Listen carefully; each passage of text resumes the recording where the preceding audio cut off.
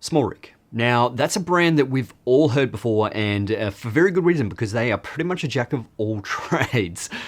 Camera rigs, tripods, little mounts and bits and pieces for your cameras, everything. They do everything. And lighting. Today we're going to be talking about the SmallRig RC350B, which is one of my favorite lights. I love this thing, and this is going to be a fun one. Let's get into it. So the SmallRig RC350B has a color temperature range of 2700 Kelvin to 6500 Kelvin. It weighs a total of 3.3 kilos or 7.27 pounds. It has a maximum power of 403 watts, a TLCI of 97 and a CRI of 96. It can be controlled directly on the light itself or through the Smart GoGo Intelligent app, or also through a wired paneled control, which is optional. Now the Small GoGo Intelligent app has a range of up to 100 meters.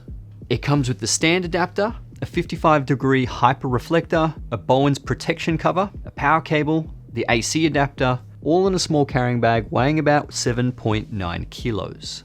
And all this for $899 US. So like I said, SmallRig's one of those companies where you think, you know, they pretty much do everything. They're a jack of all trades, and they're pretty much mastering everything. They're trying everything. And the great thing is that they're doing everything at really good quality, but also very budget priced as well in terms of, you know, the competitors out there. And when it comes to this light, this is pretty much very similar, on point with the competitors in terms of the price. So it's very similar priced, but it tends to be a little bit more spec'd with things that you wouldn't really see happening in other companies, but they've done it here actually quite well. So quick disclaimer, SmallRig did send me these lights, but no, they're not telling me exactly what I need to say. And this is all my own opinion when it comes to these. And I've had experience with a lot of lights, and lighting is extremely important, and I preach it absolutely every time. It's actually more important than the camera you have lighting. If you pretty much have no lights, you have no image. Now here is a quick scene with Amber that we actually shot the other day, and this is just to display what natural lighting is in comparison to what artificial lighting can do to create that natural vibe. Okay, now that we've got that with the RC350B, like I said, we can actually change this to a different color tone if we really needed to warm up the scene, if we wanted to make it look like an afternoon scene. Really depends on the color vibe that you can go for, but you can go from 2700 all the way up to 6500 Kelvin. So if you wanted to do a night scene, you can put it at 6500 and cool things down a little bit as well. But we're going to be switching this out with I think it's a 100 watt light, and you're going to be seeing the difference. Now this isn't 100% right now. With the largest light source I can pretty much have, it's pretty much a 6x4 scrim. Which, you know, is a little bit larger than 6x4. It's like a 6.2x4 because it's taller than me. Maybe it's a 6.4 by 4. But yeah, we're going to be swapping that light out with the 60 watt light, and you're going to be seeing the power difference and the reasons why you might actually consider a 350 over 100 or 120 watt light. But I'm going to show you the differences between last scene and this scene with just 100 watts. Okay, now automatically you can see that there is a big difference with the scene already, where, you know, roughly on that 41% on her right side of the face, and we're getting a little bit of blue on her left side of the face. So this is the scene before with the RC350B, and this is the scene now with the 100 watt generic light. You can see the differences between having a much more powerful light than an underpowered light. This obviously isn't powerful enough, and you can see there's a ton of dark blue and light blue there, which is definitely not good. You can see the image here. We're gonna hit a little bit of a record, and I can already see that there's grain in the image, and that's not great. Even though we are almost properly exposed on the right-hand side, but we would be more so. That was very similar to what we had before, just a little bit of green, more so pink on the right-hand side, and then we just get a little bit of fill light on that side of the face. But you can see the windows now are way more blown out because this light, interior light, is just not powerful enough. So we have to bring this closer which is going to make harsher shadows and it's not as soft. So these are the things that you need to consider when actually buying lights, that this light just isn't powerful enough. You need to go back to that 350. If anything, I would probably go the 450 because that just gives you just that little bit more power output to light scenes like this. Even though this is an indoor scene, you still need really powerful lights. We essentially, as cinematographers or photographers, are capturing light onto the sensor. And if there's no light, there's no image. So we need to learn how to create with the available light or add a light source. So shape light, add light, take away light, all those kind of things are really important when it comes to filmmaking and photography. Now with this scene, it's meant to be really high key, so it's meant to still look like daylight. So that's why it looks really lit, but you can see there's just a little bit too much neg on her left-hand side of the face, or her right-hand side, but our left camera. So this is where we're going to be putting a bounce board to try and even out the shadows and make it less harsh. So there should be a little bit of light change here.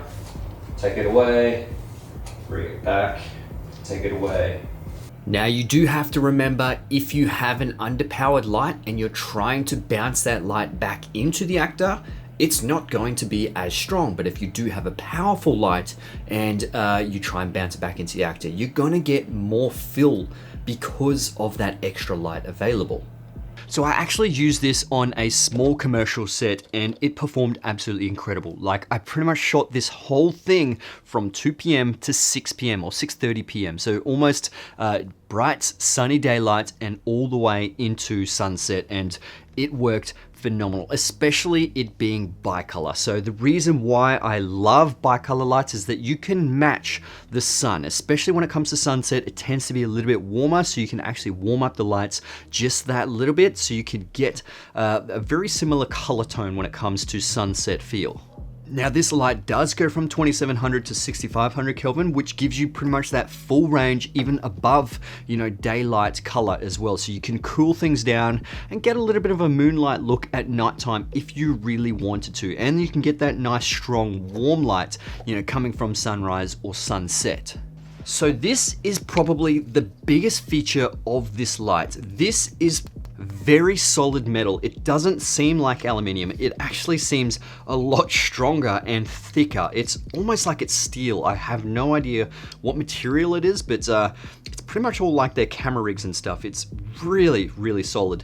And it has a dampening feature in that, because I know a lot of people use modifiers on the front, and essentially when you loosen this, it's going to be front heavy, and sometimes if you accidentally loosen it, it'll go kablamo, fall forward, potentially your light will completely fall over, whereas this has a dampening feature that it will go down really slowly, which actually makes it so much easier to make micro adjustments. So you're not struggling against holding the back end and like this, and then trying to make those adjustments. Let's put this on.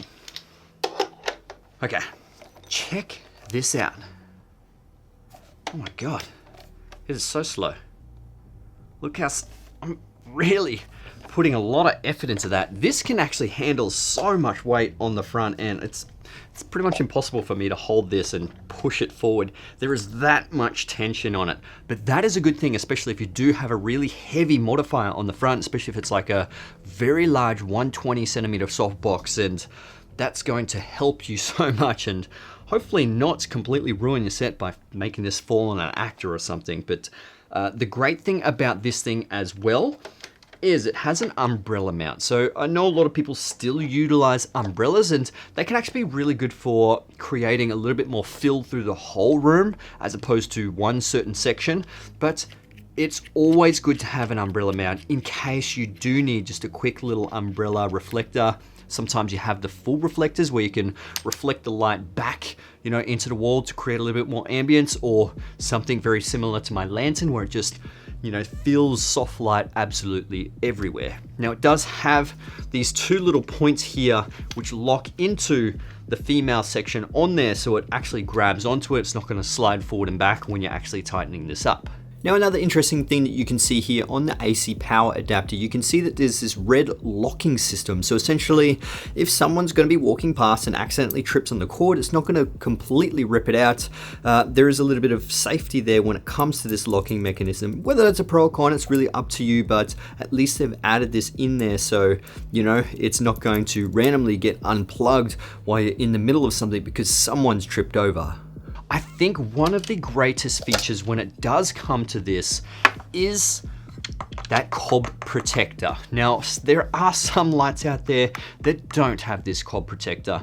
And if you do actually have this outside at nighttime, you can actually get bugs on there and cook the bugs on that front of that LED chip and completely ruin it. That's what you do not want.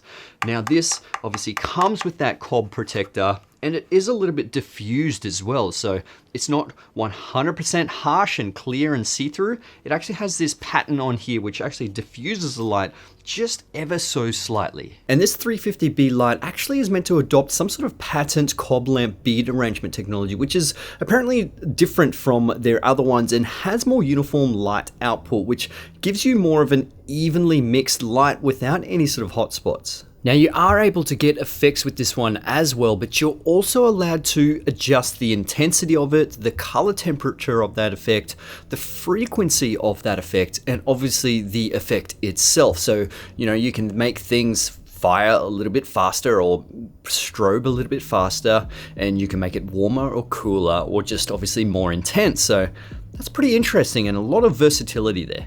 Overall, I think SmallRig have done a fabulous job when it comes to these and their other models as well. And they are definitely one to look out for in the future. And I think I'm going to get a few more of these, specifically the smaller ones. They're really good to have on set because they're so small, they're so compact, and they obviously are really good quality. And man, SmallRig are doing some incredible things these days, and you really have to watch out for them because they are up and coming and they are producing some quality stuff for a very budget price, and that's helping us filmmakers in our craft to create, you know, some epic work. But other than that, guys, hope you enjoyed this video, and if you did, give it a thumbs up. That would be absolutely amazing. Subscribe to my YouTube channel if you haven't already.